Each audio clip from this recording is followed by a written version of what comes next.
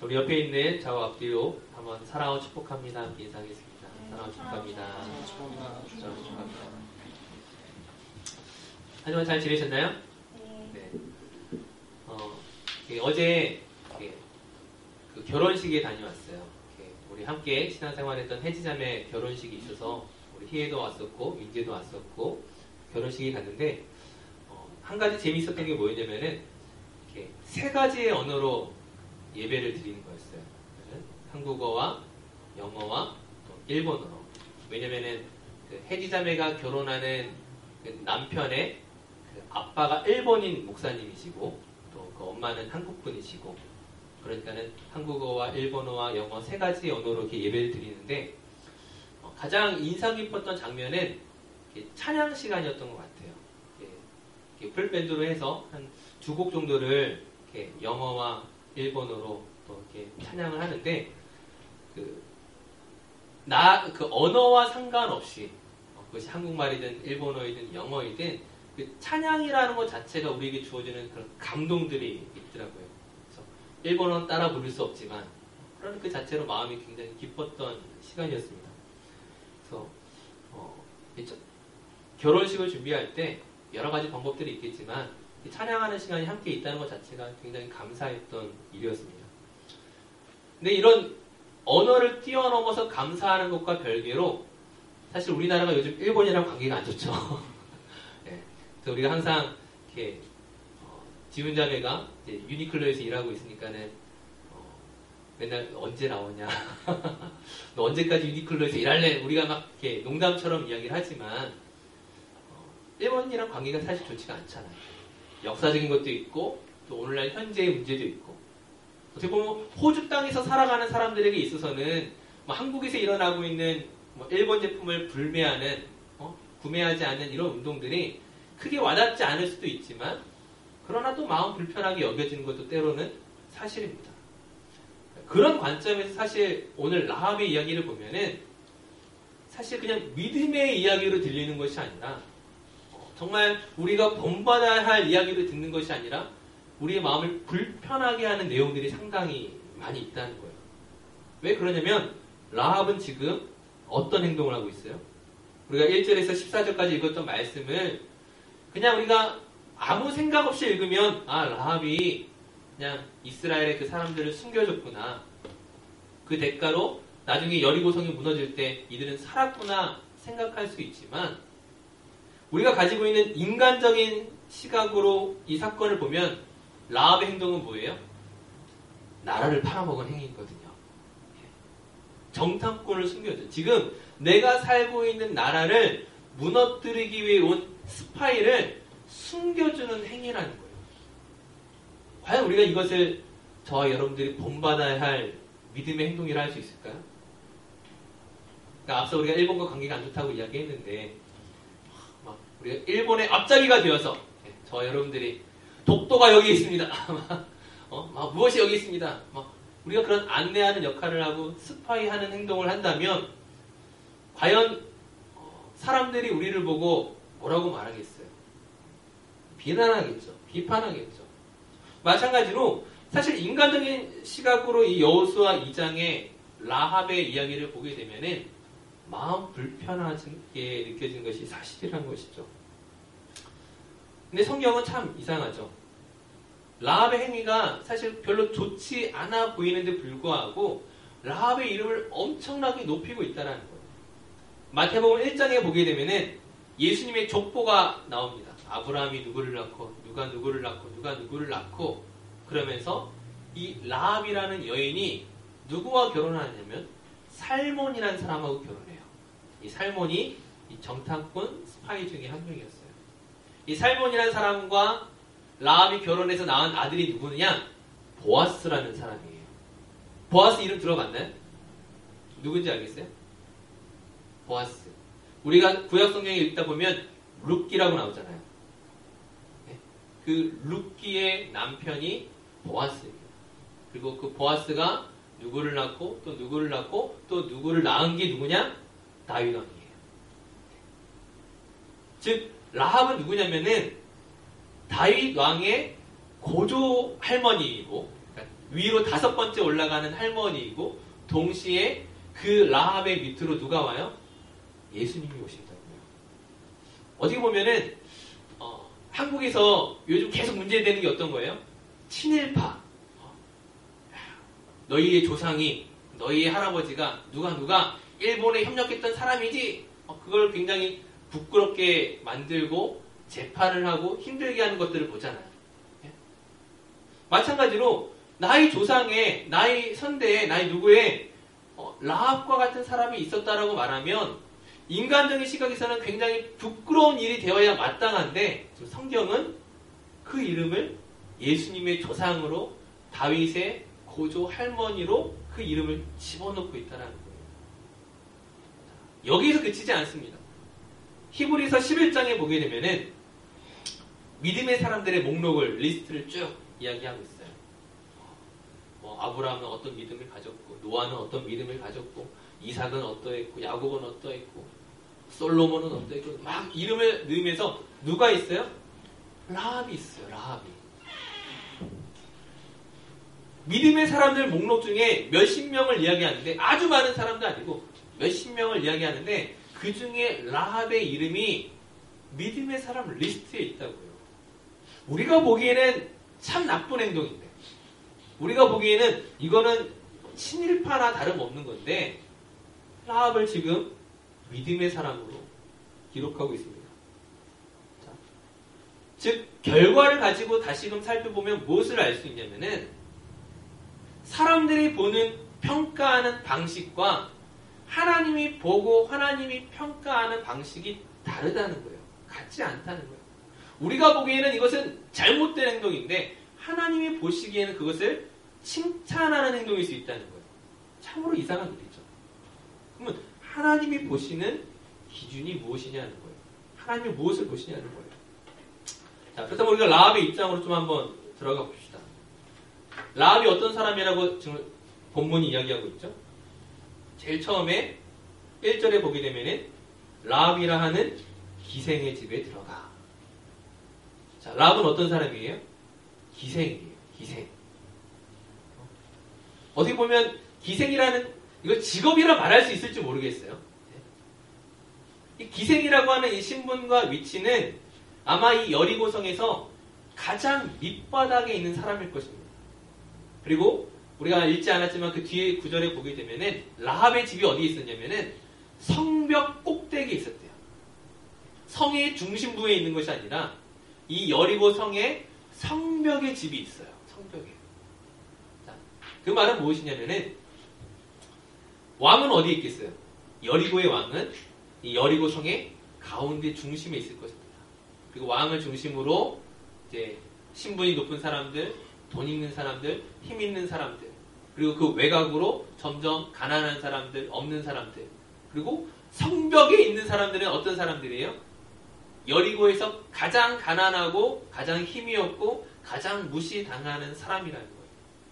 자, 이러한 정보만을 가지고 보면은 우리는 어떤 생각을 하기 쉽냐면은 라합이 자기의 어떤 신분이 너무 안 좋으니까는 스파이 짓을 해서 이스라엘에게 협력해서 조금 더 좋은 신분으로 이스라엘에서 대우를 받기 위해 배신했을 것이라고 생각할 수도 있어요. 사실은. 근데 한번 생각을 해봅시다. 기생이라는 신분, 이것이 나쁠까요? 아니면 반역자라는 신분이 좋을까요? 여러분들은 둘 중에 하나를 택하라면 어떤 걸 택하겠습니까? 주의자매? 어떤 걸 택하겠어요? 네? 친일파가 되겠어요? 아니면 밑바닥 인생이 되겠어요? 네? 그냥 기생할래요? 네. 저 같아도 기생하겠어요. 네. 그러니까 둘 다 별로 안 좋은 거긴 한데 기생도 밑바닥이긴 하지만 친일파가 되고 매국노가 되고 나라를 팔아먹은 자가 되면은 이거는 목숨은 건질 수 있고 경제적으로 조금 나을 수 있지만은 이거는 완전히 망가진 삶이에요. 어느 누구로부터 인정받을 수 없는 삶이라는 거예요. 우리나라 친일파들이 막 이렇게 한국에서는, 조선에서는 대우를 받았을지 모르겠지만 일본으로 가면 대우 제대로 받았을까요? 아니에요. 한 번 나라를 팔아먹은 사람은 여기서 또 나라를 팔아먹을 수 있다 생각해서 무시한다고요. 지금 당장은 편할 수 있지만은 인간 대접을 받을 수 없는 게 반역자, 매국노, 나라를 팔아먹은 사람들의 위치이고 신분이라는 거죠. 그걸 바라보고 이 일들을 행할 수가 없다라는 거예요. 그렇다면 라합이 왜 이런 일들을 하겠어요? 라합의 관심은 딱 한 가지입니다. 생명을 구원하는 겁니다. 내 생명을 얻기 위해서 지금 어떻게 보면 인간적으로 보기에 옳지 않은 짓임에도 불구하고 이 일을 하겠다라고 하는 거예요. 근데 이 생명을 보존하기 위한 이 일들을 하기 위해서는 전제 조건이 있습니다. 먼저 어떤 조건이 있어야 되냐면은 하나님이 함께 하시는 곳이 무조건 승리한다는 것을 믿어야 된다는 거예요. 그러니까 지금 믿음이 없이는 이스라엘 편에 들어갈 수가 없다는 거예요. 솔직히 내가 정말 이스라엘이 나를 살려주지 않을지 모르는 상황 속에서 그들을 돕는 것보다는 차라리 무엇이 좋아요? 왕의 군사들을 이끌고 와서 지금 이스라엘의 스파이가 여기에 있습니다. 지금 이스라엘의 스파이가 여기 있으니까 빨리 잡아가세요 하면은 아마 여리고 왕에게 상을 받을 거예요. 아마 어떻게 보면 지금 기생이라는 신분보다는 조금 더 나은 신분, 조금 더 나은 위치가 될 수 있을 텐데 그렇게 하지 않는다고요. 왜냐하면 라합은 무엇을 믿고 있는 거예요? 이스라엘과 여리고성의 전쟁은 무조건 하나님의 승리라는 것을 믿고 있다라는 거예요. 하나님이 행하신 그 모든 일들을 내가 들었을 때에 여리고는 결코 이길 수 없다는 믿음이 있었다고요. 라합에게. 이 정탐꾼들에게 라합이 무엇이라고 이야기하냐면은 우리가 애굽에서 당신들이 한 일들, 광야에서 당신들이 경험한 일들, 당신들이 어떻게 요단강을 건너왔는지, 당신이 어떻게 그 나라와의 전쟁들을 이겼는지 그 모든 이야기를 듣고 우리가 깜짝 놀라고 마음이 어렵다고 힘들다라고 지금 이야기를 하고 있어요. 그러니까 라합뿐만 아니라 모든 여리고성에 있는 사람들의 마음들이 다 힘들어요. 불안해요. 두려워요. 이스라엘과 싸울 수 있을까 걱정이 돼요. 하지만 라합을 제외한 나머지 모든 사람들의 반응은 뭐예요? 그래도 우리에게는 여리고성이 있어. 여리고성이 있는 한 저 이스라엘의 하나님도 우리를 어떻게 하지 못할 거라는 자기들의 믿음이 있다라는 거예요. 이 여리고성이 몇 년 된 성이냐면 지금으로부터 따지면 5,000년 전에 이미 성이 있던 도시예요. 그러니까 고대 도시예요. 고대 도시. 이 역사학자들이 그 여리고성을 파보니까는 성벽이 이중으로 되어 있습니다. 그러니까 이미 5,000년 전에 성벽을 이중으로 쌓고 어떤 공격에도 무너지지 않을 만큼 튼튼한 구조를 가진 성이 바로 여리고성이었다는 거예요. 그러니까 이스라엘을 두려워하고 하나님을 두려워하면서도 이 여리고성이 있으면 우리는 괜찮을 거라는 믿음을 가진 것이고, 반면에 라합은 어떤 믿음을 가져요? 하나님 앞에서는, 하나님이 함께 하시는 이스라엘 앞에서는 이 성벽이 아무 소용없다는 것을 믿었다라는 거예요. 그러므로 생명을 건지기 위해 그 이스라엘 스파이들을 숨겨주고 살려주었습니다. 저는 라합의 행위 자체가 옳다라고 말하는 게 아니에요. 우리가 모든 상황 가운데 내 목숨을 건지기 위해서 나쁜 일이라도 감당합시다, 이걸 말하는 게 아니에요. 그 밑바닥에 깔려있는 하나님이 어떤 분이신가를 신뢰하고 믿고 있는 라합의 믿음에 대해 이야기를 하는 거예요. 어떻게 보면 이스라엘 입장에서는 광야 40년을 헤매야 했던 이유가 무엇입니까? 40년 전에 어떻게 보면 이미 여리고성에 왔었어야 되는데 40년을 헤맸던 이유가 뭐예요? 홍해바다가 갈라지고 불기둥과 구름기둥이 나를 지키고 반석에서 물을 마시고 메추라기를 먹고 하나님의 놀라운 기적을 경험했음에도 불구하고 뭐예요? 하나님을 믿지 않았거든요. 내가 그 모든 일들을 경험했는데 하나님 살아계시는 분임을, 하나님 능력의 하나님을 내가 알고 있고 경험했음에도 불구하고 막상 정탐꾼을 보냈을 때, 40년 전에 12명의 정탐꾼을 보냈을 때에 그 정탐꾼의 부정적인 네거티브한 이야기를 듣고 그 모든 하나님에 대한 마음들을 잃어버린 그런 일들을 경험했잖아요. 어떤 누구는 하나님의 일을 경험하면서도 믿음이 없는 사람이 있고, 어떤 누구는 그 일을 보지 않고 경험하지 않고 들었을 뿐인데도 그것을 믿는 사람이 있다는 거예요. 교회를 다니면서도 하나님을 믿지 못하는 사람이 있고, 교회를 나오지 못하면서도 하나님에 대한 두려운 마음을 가진 사람도 있어요. 과연 누가 옳겠습니까? 과연 누가 불쌍한 사람입니까? 많은 경우에 있어서 하나님을 예배하는 예배 자리로 나오면서도 여전히 믿음이 없어서 고민하는 사람들이 있습니다. 혹시 우리들 가운데도 그런 사람들이 있다면 여러분들에게 믿음이 생기길 바라요. 하나님이 여러분들의 마음을 붙잡아 주길 바라요. 믿음은 무엇입니까? 히브리서 11장에 믿음은 바라는 것들의 실상이요 보이지 않는 것들의 증거이니, 선진들이, 먼저 믿은 자들이 그것으로 증거를 얻었습니다. 내가 보고 믿는 것이 아니라 보지 못하였음에도 불구하고 그 하나님에 대한 이야기를 듣고 믿음으로 받아들인 사람들, 바로 그들의 사람이, 그들의 이름들이 믿음의 목록에 기록되어 있는 거예요. 예수님의 제자였던 도마가 뭐라고 이야기합니까? 우리가 잘 알고 있는 이야기죠. 부활하신 예수님이 우리에게 왔었다는 이야기를 하니까는 도마가 뭐라고 이야기해요? 무슨 말도 안 되는 소리예요. 예수님의 그 십자가에 못 박힌 그 구멍에 내가 손가락을 집어넣지 않으면 난 믿을 수 없어. 어떻게 죽은 사람이 살아날 수 있어? 말도 안 되는 소리야. 그때 예수님이 나타나시죠.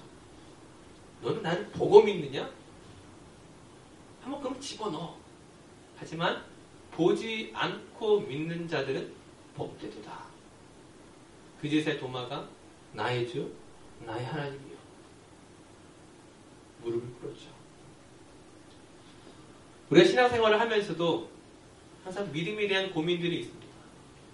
정말 하나님이 살아계시는가? 아니, 그 살아계신 하나님이 정말 나의 기도를 들으시는가? 나를 도와주시는가? 나와 함께 하시는가? 믿는다고 말하면서도, 예배 가운데 있으면서도 사실 우리 마음 가운데 두려움이 있는 사람들, 걱정하는 사람들, 염려하는 사람들, 혹시 그런 사람들이 우리 자신이라면, 내가 바로 그런 한 사람이라면 다시 한번 우리 가운데 말씀하시는 그 하나님의 음성을 듣고 하나님 우리에게 역사하시는 분이심을 믿음의 눈으로 바라봤으면 좋겠습니다. 인간적인 행위를 가지고 판단하지 아니하시고 우리의 믿음을 보시고 판단하세요. 우리가 하나님께 나아가기에는 너무나 부족한 사람들이지만 앞에 있는 저조차도 사실은 하나님 앞에서 모든 걸 다 까면 부끄럽고 죄인이고 나아갈 자격이 없지만, 우리의 자격을 보고 말씀하시지 않고 믿음을 보고 말씀하세요. 내가 너의 믿음을 보고 내가 너를 구원해냅니다. 네가 옳은 사람이어서가 아니라 네가 때로는 반역자이고 때로는 살인한 사람이고 때로는 간음한 사람이고 때로는 도둑질한 사람이고 네가 문제가 많은 사람이지만 그 예수 앞에 자기의 죄를 고백하고 회개하는 사람, 하나님을 나의 주인으로 고백하는 그 한 사람 한 사람을 나의 자녀로 삼겠다라고 말씀 가운데 약속하시는 거예요. 라합이 잘한 것이 아니라 그 믿음이 라합과 그의 가족을 살렸던 것처럼 오늘 저와 여러분의 인생이 누가 보기에도 괜찮아서가 아니라, 의로워서가 아니라, 좋은 사람이어서가 아니라 그 하나님을 믿고자 하는 여러분의 작은 결단 속에, 작은 다짐 속에 오늘 하나님이 우리를 어떻게 인도해 나가시는지, 어떻게 우리를 바꾸어 가시는지 그 믿음 안에 거하는 저 여러분들 되었으면 좋겠습니다. 라합의 믿음이 오늘 우리의 믿음의 고백으로 이어지기를 주님의 이름으로 축원합니다.